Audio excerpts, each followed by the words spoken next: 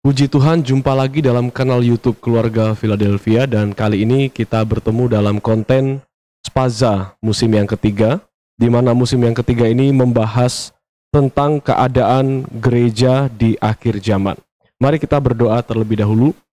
Bapa di dalam kerajaan sorga, bukalah pengertian kami tentang keadaan gereja yang ada di akhir zaman ini, supaya kami menjadi orang-orang yang waspada dan hidup seturut dengan maunya Tuhan. Bimbing kami dengan urapan Roh Kudus-Mu, supaya kami dapat memahami setiap penjelasan yang akan kami terima.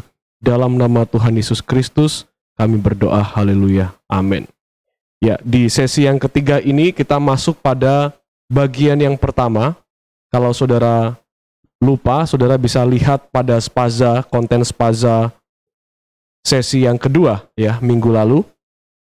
Dan bagian pertama ini kita masuk pada topik apa yang Tuhan telah nyatakan tentang keadaan gereja di akhir zaman.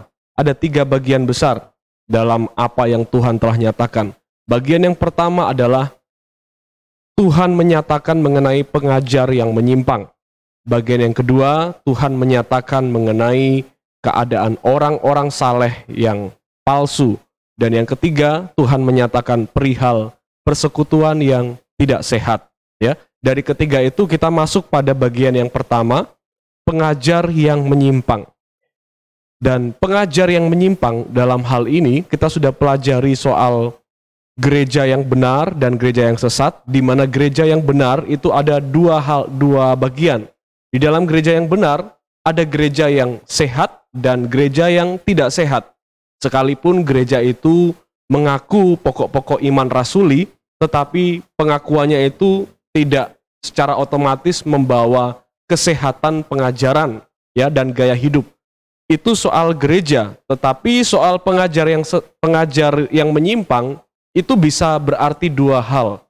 Dalam penjelasan saya pada sesi ini dan sesi keempat besok, poin-poinnya adalah poin-poin pengajar yang menyimpang, di mana pengajar yang menyimpang ini bisa dibagi atau dibedakan antara pengajar sesat dengan pengajar yang tidak sehat. Pengajar tidak sehat ini sama seperti pengajar yang ada di dalam kebenaran, tetapi sudah mulai ditambah-tambahkan sini-situ dan mulai mengarah kepada kesesatan. Artinya, secara esensi, pengajar sesat dan pengajar tidak sehat ini satu hal yang sama. Hanya saja pengajar tidak sehat adalah awal dari kesesatan, ya, diawali dengan ketidaksehatan. Dan saya ingin kita membaca di dalam 1 Timotius pasal 6 ayat 3 sampai ayat yang ke-5. Demikianlah firman Tuhan, jika seseorang mengajarkan ajaran lain dan tidak menurut perkataan sehat, yakni perkataan Tuhan kita Yesus Kristus, dan tidak menurut ajaran yang sesuai dengan ibadah kita, ia adalah seseorang yang berlagak tahu padahal tidak tahu apa-apa. Penyakitnya ialah mencari-cari soal dan bersilat kata yang menyebabkan dengki, cedera, fitnah, curiga, percekcokan antara orang-orang yang tidak lagi berpikiran sehat dan yang kehilangan kebenaran, yang mengira ibadah itu adalah sumber keuntungan. Ya, saudara yang dikasih oleh Tuhan, kenapa saya ambil patokan di dalam suratan Timotius yang pertama? Karena surat 1 Timotius ini nafasnya adalah berbicara mengenai pengajar-pengajar palsu, pengajar-pengajar yang menyimpang, di mana bisa dikategorikan antara pengajar yang sesat dengan pengajar yang tidak sehat. Pada faktanya, perjanjian baru itu diisi dengan banyak topik pembahasan mengenai keberadaan pengajar-pengajar penyimpang di dalam kehidupan jemaat menjelang kedatangan Tuhan. Ya, jadi kehidupan gereja sepanjang segala abad dari awal berdiri hingga kedatangan Kristus itu tidak akan lepas dari keberadaan para pengajar-pengajar menyimpang. Di mana pengajar penyimpang ini sekali lagi saya sebut dikategorikan 2. Pengajar penyimpang yang dalam kesesatan dengan pengajar penyimpang yang dalam pengajaran yang tidak sehat. Ya. Dan ada banyak ayat mulai dari perkataan Yesus Kristus dalam kitab-kitab Injil dan juga surat-surat para rasul, ya. Baik itu di Roma, di 1 Timotius, dan Petrus, dan lain sebagainya. Surat Paulus, surat Petrus, dan surat-surat yang lain, termasuk surat dari Rasul Yakobus. Tetapi saya mengambil dari surat 1 Timotius, karena surat 1 Timotius ini memang nafasnya adalah berbicara mengenai pengajaran yang menyimpang, pengajaran yang sesat, ya, nasihat-nasihat dari Rasul Paulus, nasihat Tuhan kepada jemaat melalui Rasul Paulus tentang keberadaan pengajar-pengajar yang menyimpang. Dan biarlah melalui firman Tuhan ini kita mempelajari ciri-ciri seperti apa karakter atau ciri-ciri dari pengajar yang menyimpang yang sudah Tuhan nyatakan di dalam kebenaran firman-Nya. Saudara yang dikasih oleh Tuhan, dari 3 ayat ini, ayat 1 Timotius 6 ayat 3, 4, dan 5, itu di dalam struktur aslinya, rangkaian kalimat aslinya, itu bisa dimengerti sebagai berikut. Ini yang saya tampilkan. Tentunya di dalam grammar bahasa Yunani atau grammar ketatabahasaan Yunani, setiap ayat itu punya struktur-struktur yang menjelaskan hubungan antara kata yang satu dengan kata yang lain, kalimat yang satu dengan kalimat yang lain, ya. Tetapi saya tampilkan sederhananya saja dalam bahasa Indonesia bahwa struktur 1 Timotius 6 ayat 3 sampai 5 itu bisa kita lihat sebagai berikut. Kita mendapatkan dari 3 ayat ini ada setidaknya 8 petunjuk, ya. 2 petunjuk tentang ciri-ciri pengajaran yang menyimpang dan 6 petunjuk tentang pribadi pengajar yang menyimpang. Jadi 1 Timotius 6 ayat 3 sampai 5 ini kita bisa melihat ada 8 petunjuk melalui struktur ketatabahasaan Yunaninya, ya, untuk kita bisa pahami dan kita jadikan patokan sebagai jemaat di dalam gereja akhir zaman ini untuk melihat, untuk mewaspadai diri dari berbagai macam pengajar-pengajar dan pengajaran-pengajaran yang menyimpang. 2 petunjuk yang pertama itu berbicara mengenai karakter pengajaran yang menyimpang. Di dalam 1 Timotius pasal 6 ayat 3, strukturnya sudah jelas, saudara.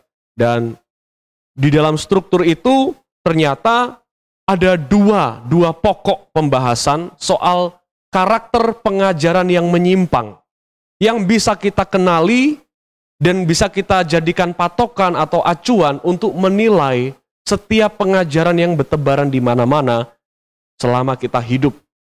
Ya. Yang pertama, karakter dari pengajar yang menyimpang, pengajaran, ya, bukan pengajar, tetapi pengajaran. Karakter dari pengajaran yang menyimpang adalah pengajaran yang berbeda, heterodidaskali. Nah, pengajaran yang berbeda ini yang seperti apa, saudara? Pengajaran yang berbeda ini pengajaran yang tidak sama dengan apa yang diajarkan oleh para rasul Yesus Kristus. Jadi tidak seturut dengan pengajaran iman rasuli, di mana pengajaran para rasul itu selalu bermuara pada pribadi Kristus itu sendiri. Sehingga saudara, sebagai gereja Tuhan, sebenarnya kita memiliki patokan dan pedoman yang jelas. Karena Tuhan Yesus tidak mungkin mempersiapkan gerejanya untuk situasi-situasi yang seperti ini. Jangan kita berpikir, aduh, masa Tuhan Yesus tidak berpikir kalau nanti di akhir zaman ini akan banyak tampil pengajar-pengajar palsu, pengajar-pengajar penyimpang. Tentu Tuhan sudah berpikir dan Tuhan sudah memahami keadaan manusia di akhir zaman. Sehingga saudara, Tuhan Yesus akan mengajarkan kepada para rasul mengajarkan kepada murid-murid, dan itu terus-menerus diriwayatkan sampai kepada kita. Sehingga secara universal, gereja memiliki satu nafas pengajaran yang sama, sekalipun berasal dari berbagai macam denominasi, sinode, dan tradisi-tradisi teologis yang berbeda, tetapi pada esensinya, sebenarnya kita masih bisa melihat kesamaan dari pengajaran inti yang dibawa oleh gereja-gereja aras utama. Di mana kalau kita runut itu sampai kepada rasul-rasul dan terus-menerus sampai kepada diri Kristus itu sendiri. Sehingga pengajaran yang menyimpang adalah pengajaran yang berbeda dengan nafas pengajaran utama dari iman kekristenan secara umum sepanjang segala zaman. Di sini kita bisa mengetahui secara sekilas ya, karakter dari penyimpangan-penyimpangan pengajaran adalah mereka yang mengklaim bahwa semua pengajaran yang sudah diterima oleh umat Tuhan adalah pengajaran yang tidak benar. Nah, itu karakternya. Kita akan lihat nanti, saudara ya. Saya belum sampai di situ dulu. Kemudian pengajaran yang kedua, karakter atau ciri-ciri yang kedua dari pengajaran yang menyimpang, kita bisa dapat petunjuknya dalam ayat 3 ini, yaitu pengajaran yang tidak tertuju. Ya, berarti ada perubahan tujuan. Seharusnya pengajaran gereja tertuju pada perkataan-perkataan Tuhan Yesus. Ya. Kemudian tertuju pada gaya hidup saleh yang sederhana. Tetapi pengajaran menyimpang akan mengalihkan tujuan itu sehingga pengajaran yang tidak tertuju pada perkataan Tuhan Yesus, pengajaran yang tidak tertuju pada gaya hidup saleh adalah pengajaran yang bisa disebut menyimpang. Dan saya katakan di sini, menyimpang di sini bisa diartikan sebagai pengajaran yang tidak sehat, suatu pengajaran yang tidak bisa menghasilkan gaya hidup saleh, menghasilkan kemuliaan bagi nama Tuhan, atau suatu pengajaran yang sesat, suatu pengajaran yang jelas-jelas sangat berbeda dan sengaja melawan kebenaran Kristus. Ya, itu dua petunjuk pertama di dalam 1 Timotius pasal 6 ayat 3-5. Dua petunjuk pertama ini berbicara mengenai pengajaran yang menyimpang. Kemudian 6 petunjuk berikutnya itu berbicara mengenai si pengajar tadi.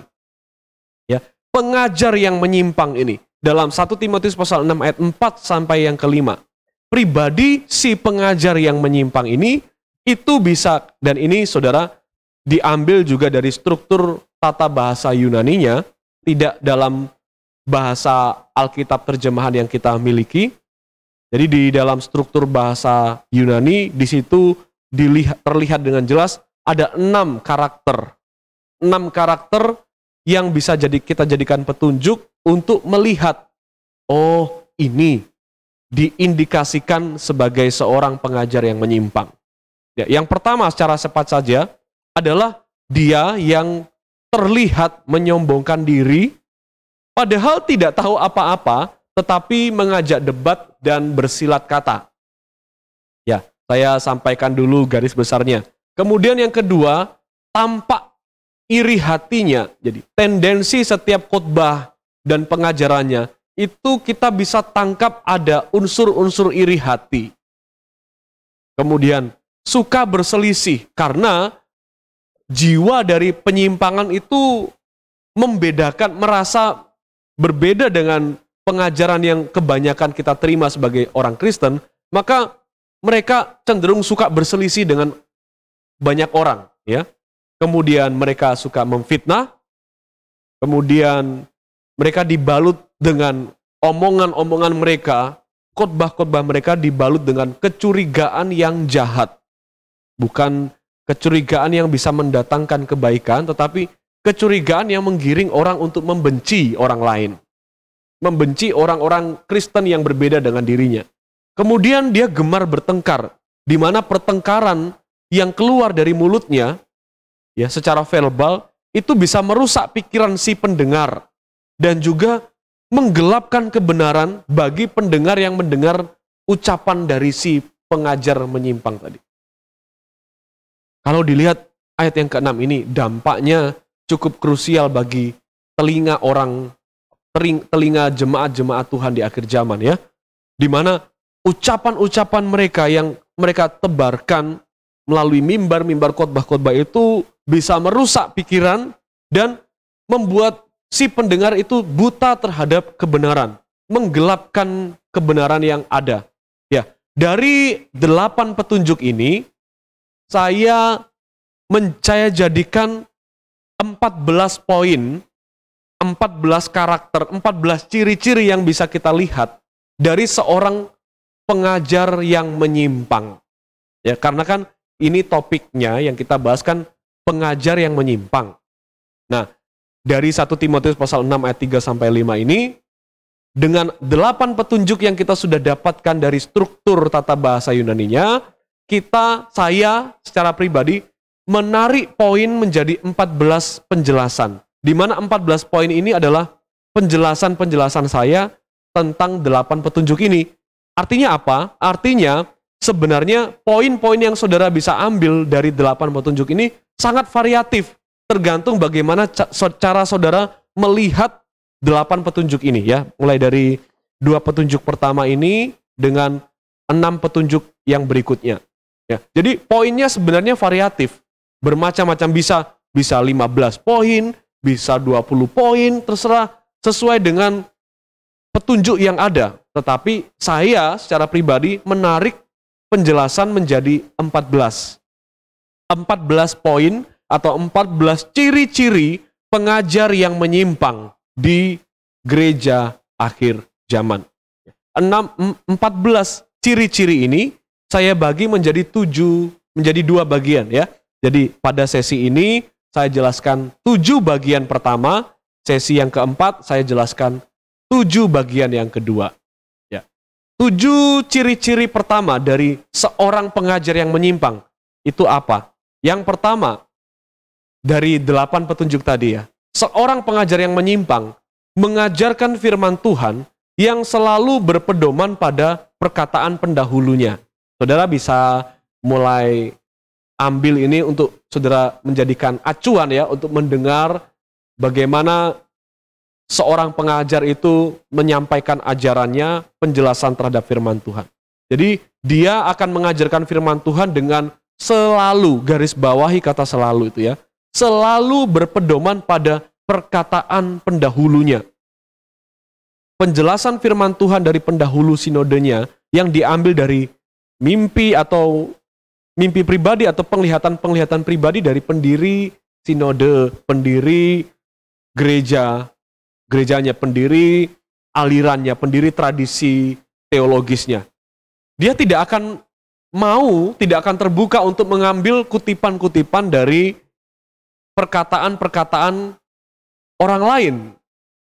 Nah, ini kita bisa jadikan ciri-ciri. Oh, kalau ada seorang pengajar ya, yang setiap waktu itu merujuk penjelasan firman Tuhannya pada perkataan pendahulunya, dia tidak mau mengutip dari perkataan hamba-hamba Tuhan yang lain. Dia tidak mau mengutip dari perkataan dari hamba-hamba Tuhan yang berbeda aliran, berbeda sinode, berbeda tradisi teologis. Itu bisa menjadi indikasi bahwa pengajar ini sedang melakukan sebuah penyimpangan. Ya, penyimpangan terhadap pengajarannya di hadapan jemaatnya. Saya pernah, saudara, mendengar sebuah pengajaran di YouTube di mana dalam setiap khotbahnya dia, saudara, dalam setiap renungannya dia, itu dia selalu sisipkan kutipan dari pendahulu dari si pendiri gerejanya. Karena si pendiri gerejanya ini membuat buku-buku teologi, ya, dan setiap mau menjelaskan firman Tuhan, dia selalu merujuk pada perkataan dari si pendiri sinodenya itu.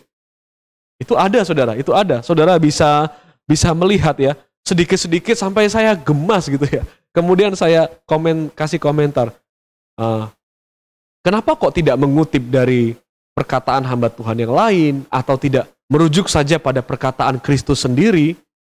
Apa-apa semuanya dijelaskan ya. Jadi firman Tuhan itu dijelaskan melalui penjelasan pendiri sinodenya, pendiri alirannya, pendiri tradisi teologisnya. Dia tidak terbuka pada kutipan-kutipan dari hamba-hamba Tuhan yang lain. Secara tidak langsung dia sedang mengisyaratkan eksklusivitas sinodenya dia, ya, dan menjadi eksklusif di tengah keberagaman kekristenan adalah salah satu indikasi penyimpangan. Iman Kristen adalah menjadi eksklusif di antara beragam keyakinan yang ada di dunia ini. Tetapi iman Kristen tidak pernah menuntun kita untuk menjadi eksklusif di antara saudara-saudara seiman. Bagaimana kita harus menjadi eksklusif kalau Tuhan sendiri bilang, kita ini banyak anggota tetapi satu tubuh. Sudah tidak ada lagi golongan Paulus, golongan apalagi? Golongan Kristus ya, golongan Kefas dan lain sebagainya. Nah, ciri-ciri eksklusivitas sektarian itu menandakan tanda-tanda yang cukup berbahaya dan kita perlu pertimbangkan itu ya. Itu ciri-ciri yang pertama. Jadi pengajar yang selalu merujuk pada kutipan para pendiri pendahulunya dia. Kemudian ciri-ciri yang kedua, mengajarkan kebanggaan terhadap tradisi leluhur. Ya. Menjadikan tradisi leluhur sebagai patokan pengajaran. Sekalipun telah dirohanikan. Jadi saudara, pengajar yang menyimpang dari perkataan yang sehat, itu akan ketika dia hidup dalam sebuah pelayanan di salah satu suku-suku tertentu, di mana suku itu dimenangkan oleh Injil Kristus melalui penginjilan kontekstual, ya, di mana kan ada ya cara-cara penginjilan di mana beberapa budaya-budaya itu masih tradisi-tradisi leluhur itu masih bisa diterima ke dalam gereja asalkan diubah makna. Contohnya menghormati leluhur itu yang dulunya adalah dengan cara berdoa supaya arwahnya itu tenang, kemudian Injil masuk sehingga menghormati leluhur itu bisa dialihkan dengan cara membersihkan makam, ya, kemudian menjaga supaya tetap rapi, bersih, dan lain sebagainya. Tetapi pengajar yang menyimpang akan menjadikan tradisi-tradisi leluhur di mana gereja itu melayani untuk dijadikan patokan pengajaran. Untuk dijadikan patokan pengajaran. Itu ciri-ciri yang kedua yang bisa kita lihat dari pengajar yang menyimpang. Yang ketiga, mengajarkan dengan penuh kebanggaan terhadap kejadian-kejadian spektakuler di masa lampau. Ya, kita harus punya pikiran ke depan dan kebanggaan-kebanggaan terhadap beragam mujizat yang terjadi di masa lampau itu tidak dijadikan kebanggaan yang dapat menyombongkan kita, ya, sehingga kita menjadi merasa superior dibanding gereja-gereja yang lain. Hanya karena kita dulu berdiri gereja yang berdiri dari berbagai macam mujizat, itu tidak membuat kita harus merasa superior di antara tradisi gereja yang lain. Tetapi lain halnya dengan si pengajar yang menyimpang. Pengajar menyimpang akan selalu merujuk ke masa lalu. Selalu akan merujuk ke masa lalu. Dulu, selalu dia bilang, dulu. Itu menjadi indikasi pengajarannya tidak sehat. Kebanggaan terhadap beragam hal spektakuler yang terjadi di masa lampau, sedangkan yang sekarang sudah kering. Tapi tetap membanggakan sesuatu yang terjadi di masa lampau. Padahal itu adalah pekerjaan roh, bukan karena Roh Kudus mengafirmasi bahwa gereja itu satu-satunya gereja yang benar. Memang itu adalah murni pekerjaan roh untuk membantu Injil Kristus diberitakan. Tetapi salah tangkap, dibanggakan secara sektarian, dibanggakan secara denominasional, tidak berpikir bahwa Roh Kudus itu bisa berbuat juga di persekutuan-persekutuan di luar komunitasnya. Kebanggaan ini ciri-ciri sebuah pengajaran yang menyimpang atau pengajaran yang menyimpang. Yang keempat, pengajaran yang menyimpang adalah mengajarkan pentingnya melakukan segala sesuatu yang berkaitan dengan tradisi tentang Taurat maupun agama Yahudi. Saudara yang dikasih oleh Tuhan, kalau saudara bertemu dengan gereja-gereja yang fokus terhadap beragam tradisi tentang Taurat hukum-hukum Taurat ataupun perayaan-perayaan ke-Yahudi-Yahudian dan mengisi atau membalut semua kehidupan gereja atau kehidupan kekristenannya dengan semua ala ke-Yahudi-Yahudian, itu bisa mengindikasikan adanya ketidaksehatan pengajaran. Karena Kristus datang untuk menggenapi Taurat, di mana Taurat sudah berhenti menuntun orang percaya di masa lalu dengan kehadiran Kristus. Sehingga selanjutnya kita berpatokan hanya kepada Kristus, tidak lagi kepada tradisi-tradisi tentang Taurat. Sekali lagi yang saya sebut adalah bukan berpatokan pada Taurat, tetapi berpatokan pada tradisi tentang Taurat. Karena faktanya, segala macam ritual-ritual yang ke Yahudi-Yahudian itu berkembang di masa-masa ratusan tahun setelah Taurat dinyatakan di dalam tubuh agama Yahudi itu sendiri, saudara ya. Dan sayangnya, beberapa gereja secara tidak bijak menampilkan segala sesuatu yang ala-ala Yahudi untuk diterapkan dalam kehidupan kerohaniannya.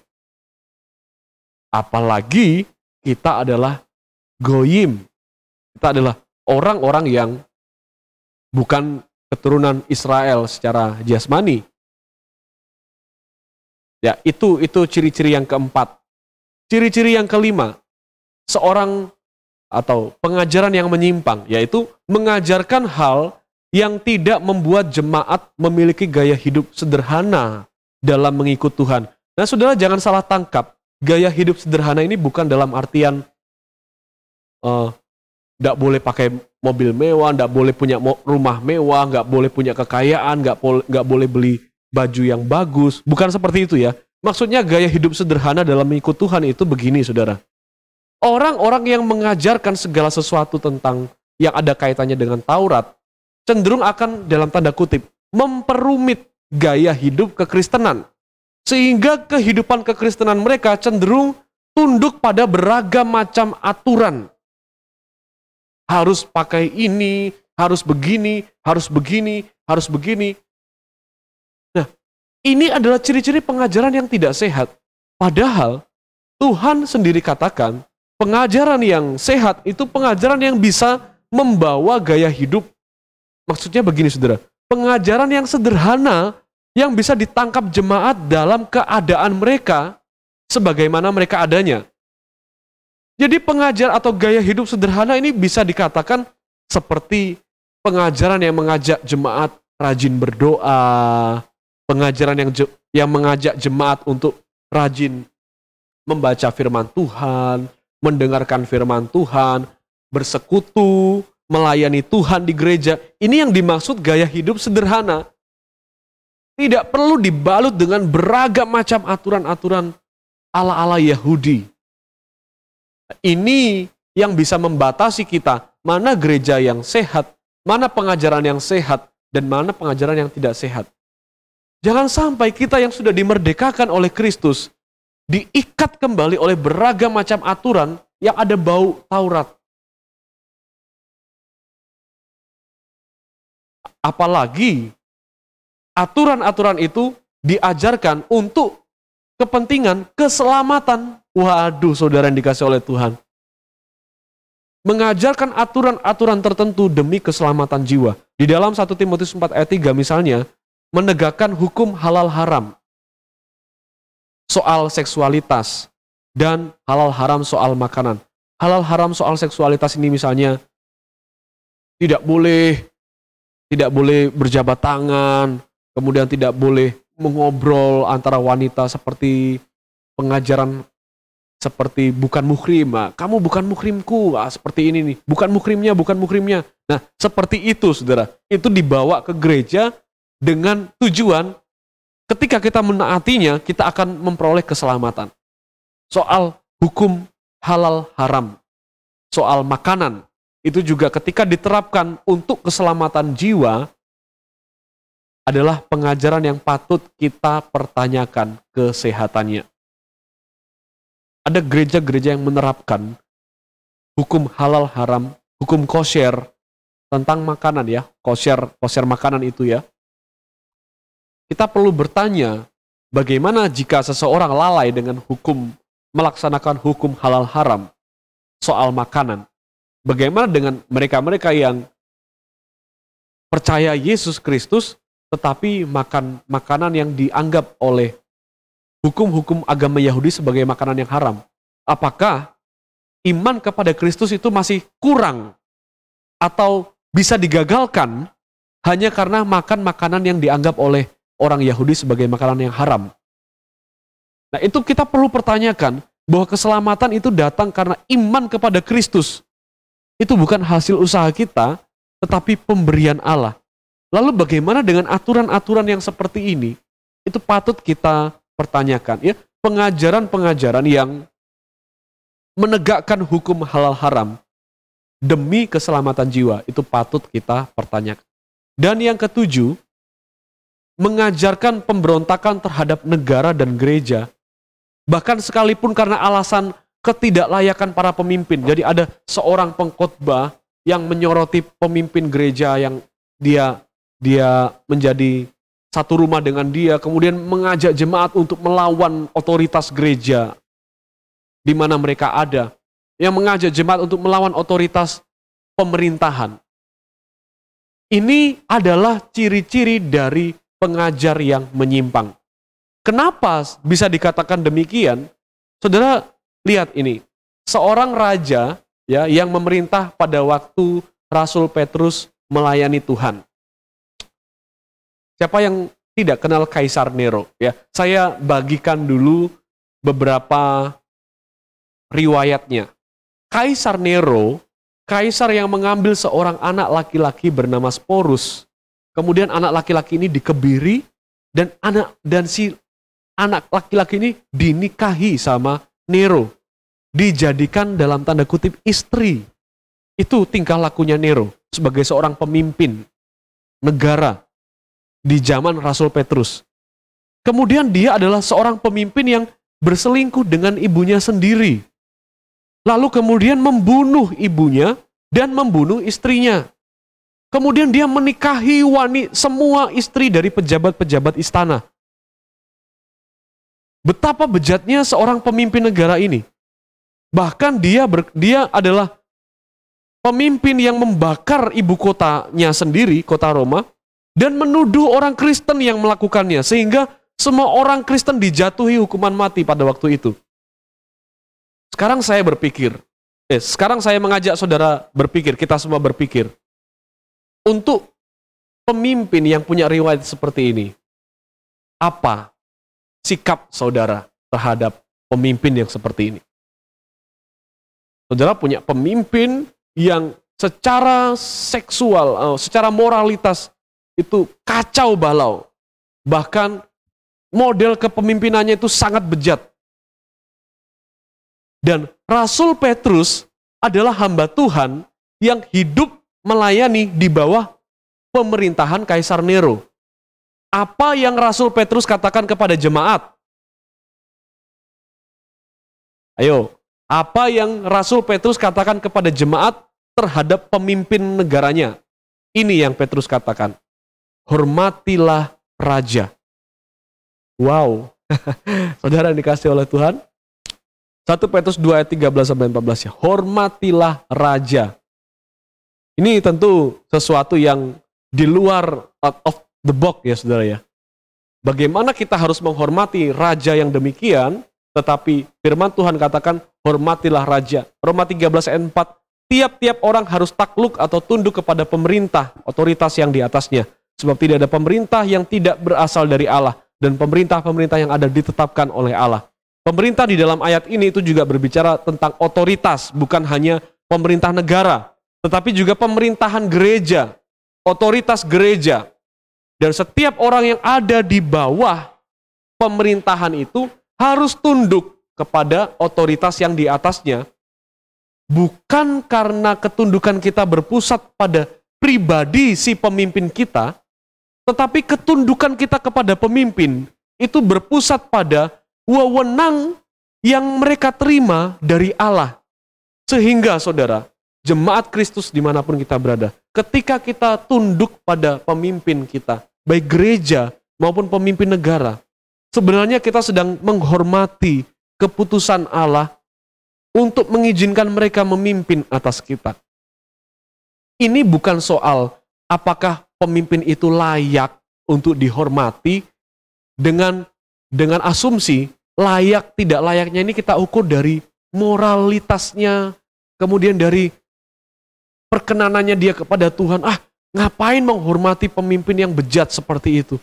Kita tidak diajarkan untuk melakukan ketundukan pada pemimpin kita atas dasar kesalehan dari pemimpin yang memimpin kita.